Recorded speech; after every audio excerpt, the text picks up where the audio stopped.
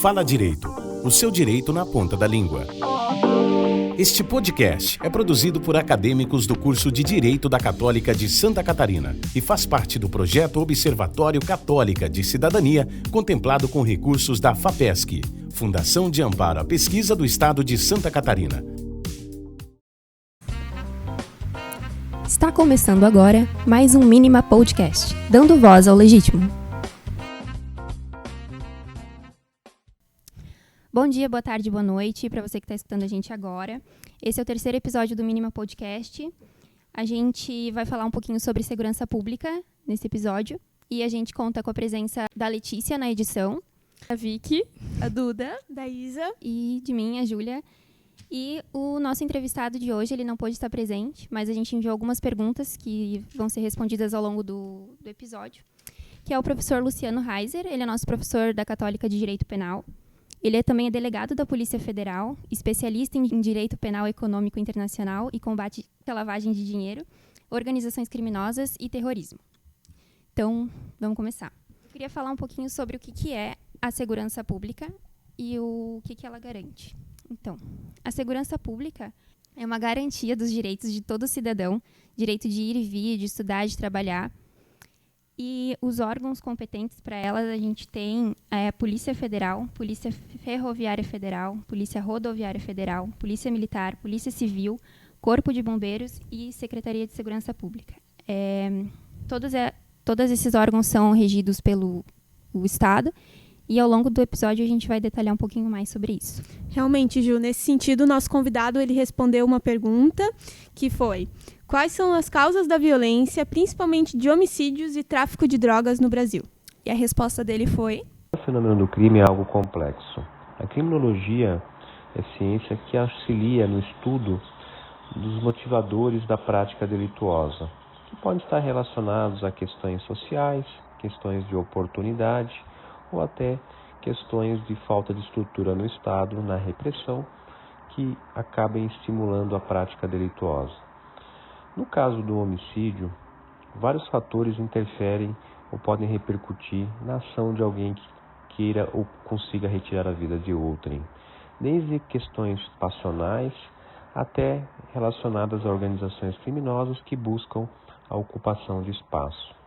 O professor fala sobre a falta de estrutura do Estado, a gente tem o que se chama de limbo sociojurídico. Porque, tudo bem, a sociedade ela quer a segurança pública, está garantido na Constituição, ok, só que isso não é muito bem regulamentado. Então, como que a polícia vai agir em momentos? Às vezes isso não é bem específico para a sociedade e a sociedade acaba ficando nesse limbo mesmo. Não tem aquela forma prática, né, Ju? Isso, não é prático. Eu acho que nesse quesito, aqui me intrometendo, mas no governo do Michel Temer foi muito discutido e eu acho que ainda está em discussão. É um sistema único de segurança pública, na verdade, né? Porque em cada estado, não é uma coisa, como a Ju disse, regulamentada. Por causa dessa confusão, né? Essa falta. Sim, eu entendo que um grande propulsionador dessa insegurança pública é o tráfico de drogas, né? Inclusive, muitas pesquisas, elas relatam que nas regiões que são próximas a centros de tráfico, existe muito mais homicídio, existe muito mais assalto, existe muito mais roubo. Eu acho que quando a gente fala de tráfico de drogas, a gente entra nessa questão da guerra das drogas, né? Sobre o que realmente a gente está lutando contra, né? Quem está sendo prejudicado e quais são os benefícios dessa guerra às drogas que a gente tem atualmente no Brasil, que está se mostrando ineficaz. Sim, além do que a entrega das drogas, esse tráfico ele movimenta a entrega de armas, ele movimenta a lavagem de dinheiro. Então, tudo isso acaba impactando a segurança pública, porque não é só repassar uma maconha aqui, né? Essa falta de regulamentação é muito complicada, porque tá ali para ser combatido, mas combatido o quê? Por onde que a gente vai começar? Sabe? Eu acho que quando a gente fala sobre isso, a gente está falando sobre... É um ditado popular, mas eles estão prendendo o ladrão de galinha, né? Não os ladrões grandes. A gente está prendendo as pessoas erradas e favorecendo as pessoas grandes. Uma série de problemas que envolve... Sim, algo que eu percebi nas minhas pesquisas e até alguns autores relataram é que muitas vezes o próprio Estado, que deveria proteger e promover a segurança pública, acaba por se infiltrar dentro do tráfico. Como ele citou o caso do Rio de Janeiro, em que os governantes eles acabam perto da época de eleição, se aproximando do traficante lá do morro para conseguir voto das pessoas. E nem esse tipo de coisa. E, às vezes, a pessoa que não se enquadra nesse padrão de modo de agir, né? Ela acaba sendo reprimida e correndo até risco de vida, que já é uma prática comum, né? E isso nem é só do governante. Na verdade, quando eu tive a viagem para lá, eu conversei com um carioca, ele comentou que os policiais são pagos para não entrarem dentro das favelas. Eu acho que aqui, quando a gente trata de segurança pública, a gente está tratando de um direito nosso, que é um dever do Estado, mas que muitas vezes, quando a gente está falando disso, a gente confia muito mais no bandido do que num policial. Né? A gente tem toda essa questão da falta de envolvimento, né, com a população, com a sociedade. E dando início ao nosso segundo bloco, a segunda pergunta feita para o nosso entrevistado foi: pesquisas internacionais realizadas todos os anos, elas evidenciam as cidades mais perigosas do mundo. E o Brasil apareceu com 9 cidades entre as 30 mais perigosas no ranking mais recente. Dessas 9 cidades, 7 estão no Nordeste e 2 na região Norte. A que se deve essa violência tão evidente nessa região do Brasil?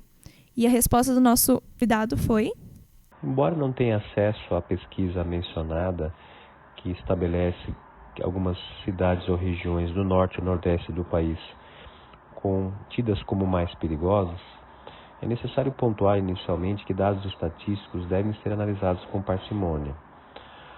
Há que se ponderar, por outro lado, que vários fatores interferem na atividade criminosa. Então, nesse contexto, sem ter acesso especificadamente aos dados em questão, fatores que podem, em tese, interferir numa maior incidência criminal estão relacionados, por vezes, a aspectos sociais ou de estrutura do Estado em políticas públicas e também na organização do enfrentamento ao crime. Para tanto, é necessário que efetivamente estabeleçam políticas que visem cumprir a Constituição, especialmente no que tange ao direito e dever de todos à segurança pública e, no caso do Estado que assumiu esta incumbência, se organizar como tal de maneira eficiente para conferir aquilo que a sociedade espera em termos de segurança pública. Sobre a segunda resposta do professor Heiser, eu queria trazer alguns dados sobre quando ele menciona aspectos sociais, políticas públicas e etc., sobre os recursos e como eles são repassados. Segundo o Anuário Brasileiro de Segurança Pública, o Brasil gasta 1,5% do PIB em segurança pública. Só que o problema não é o dinheiro, e sim como é repassado, porque é muita burocracia dentro disso. Então, a segurança, sim, ela precisa de dinheiro constante e organização, que, como eu mencionei no primeiro bloco, não está tendo. Eu acho que, nesse sentido, quando a gente fala de aspectos sociais, políticas públicas, quando a gente traz isso para a vida real, a gente está trazendo uma parte do Brasil em que nós temos um problema generalizado no Brasil, né? Que é uma questão de educação, uma questão de saúde. E isso é piorado na questão do Nordeste e do Norte, que tem esses maiores números de violência que a gente encontra, né? Então, é uma má distribuição de recursos e investimentos. Por quê? Porque o número de investimento é alto, só que a gente não vê isso efetivo na comunidade, nos números, né? Então, a gente tem o quê? A gente tem uma criança que não tem uma escola boa, não tem saúde boa e encontra soluções no... Né? É tipo aquele ditado: eduquem as crianças para não punir os adultos. Sim, é exatamente isso. E aí a gente tem toda a questão também da corrupção, né? Que é uma questão mais... Na verdade, o Estado prefere criar penitenciárias e punições ao invés de investir, de fato, na educação, que é o que muda, que é o que transforma as comunidades, né? Eu acho que daí a gente entra em outro assunto, que é o das penitenciárias e dos presídios, né? Porque a gente está lutando presídio, penitenciária, e isso não está sendo efetivo, né? Quando a gente deve buscar por medidas alternativas que tragam a ressocialização, porque uma penitenciária cheia não vai sair de lá bons resultados, né? Sim, eu acho que tanto não traz um bom resultado para a segurança pública, quanto piora ela, né? Porque a gente percebe que penitenciárias como estão hoje, apenas depósitos de pessoas, né, superlotação e tudo mais, acaba incentivando que a pessoa continue no mundo do crime. Porque quantas gangues não tem, né, dentro do sistema penitenciário? Quando a gente fala, justamente quando fala em gangue, a gente traz essa questão da primeira resposta do nosso convidado, que ele fala em organizações criminosas, né? Sim. Às vezes a pessoa ela foi presa por um motivo que não é... Claro, né, que tem motivos maiores, motivos menores, mas ela entra lá e ela se corrompe cada vez mais, porque o objetivo geral, que é o da ressocialização, ele não se efetiva porque tá tudo superlotado, não tem o controle, né? Sim. Dando início ao terceiro bloco, Ju, você pode ler a pergunta. Nesse terceiro bloco, a pergunta para o nosso entrevistado foi: o que pode ser feito para melhorar a segurança pública no Brasil? A segurança pública é dever do Estado, mas também direito e dever de todos. No caso, o Estado deve se organizar de maneira a ter estrutura para atuar de maneira sempre eficaz na prevenção e repressão de crimes.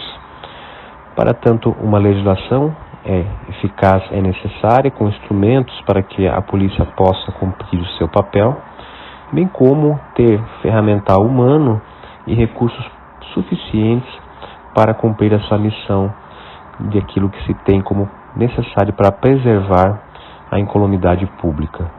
Nesse sentido que o nosso convidado mencionou, a gente percebe que são várias causas que afetam a segurança pública e para várias causas a gente precisa de várias soluções, de várias ações para fazer o melhoramento dessa insegurança que nós temos sentido, né?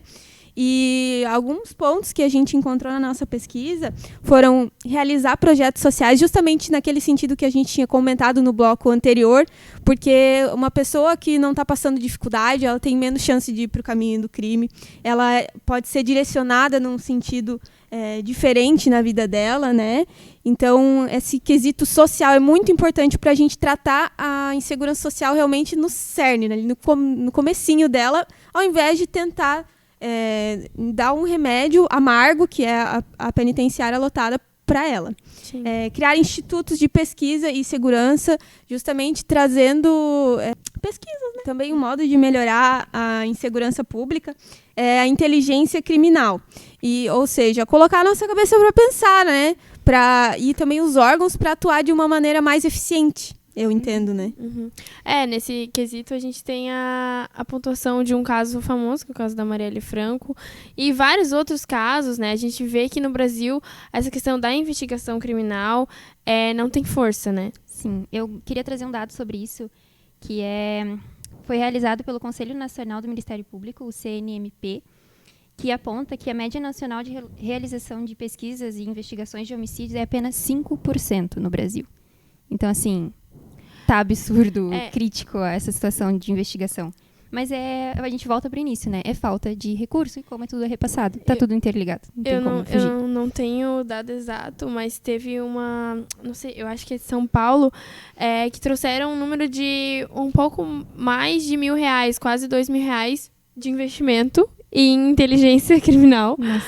Numa cidade como São Paulo, né? É ridículo. Não é nada. Não é nada. Um grão de areia. Então, o problema o buraco é muito mais embaixo. Tem que ir na fonte mesmo. Com certeza. Aqui quando a gente fala de causas de melhora, eu acho que hoje em dia a gente está vendo muitos casos, por exemplo, como o caso do Genivaldo, que foi morto asfixiado, né? Todo mundo sabe, numa viatura policial, por policiais lá no Sergipe. E quando a gente trata disso, não são casos isolados, né? Eu acho que cada vez mais a gente tem isso televisionado.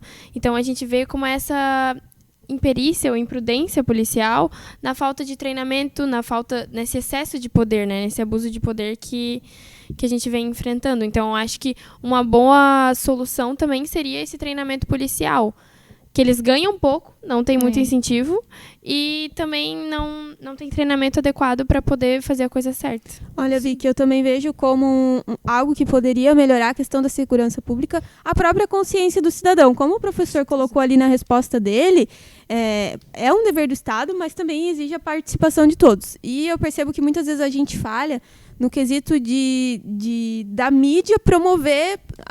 Eu sinto que a mídia promove um incentivo à criminalidade. Por exemplo, hoje em dia está muito em alta músicas que fazem menção a drogas, músicas que fazem menção à violência, e tudo isso é embutir dentro de nós algo que vai contra o que a gente deseja, que é o fim da insegurança pública, né? E como os nossos assuntos estão interligados, né? Porque daí tu fala, por exemplo, porque daí nessas músicas que tu diz, né, a gente tem esse incentivo,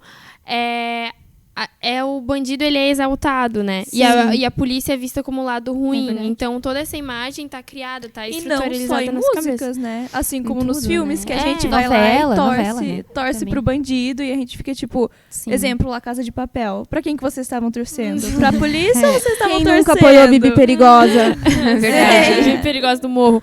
Mas aí, eu acho que eu sou um pouco contra a tua opinião, Isa, porque eu acho que a gente pode ver os dois lados da moeda, né?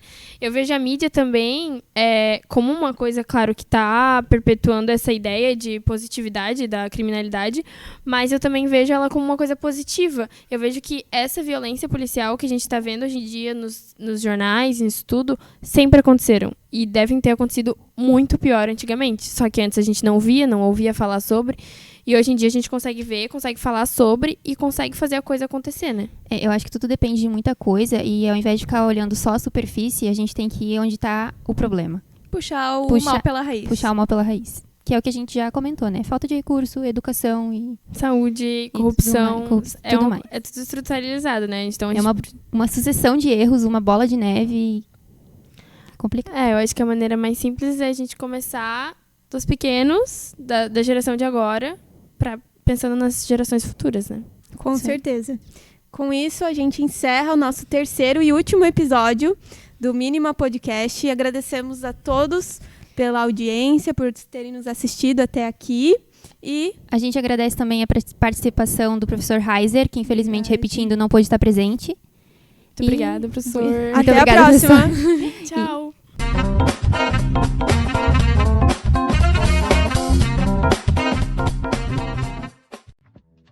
Siga também as nossas redes sociais. Fala Direito, o seu direito na ponta da língua.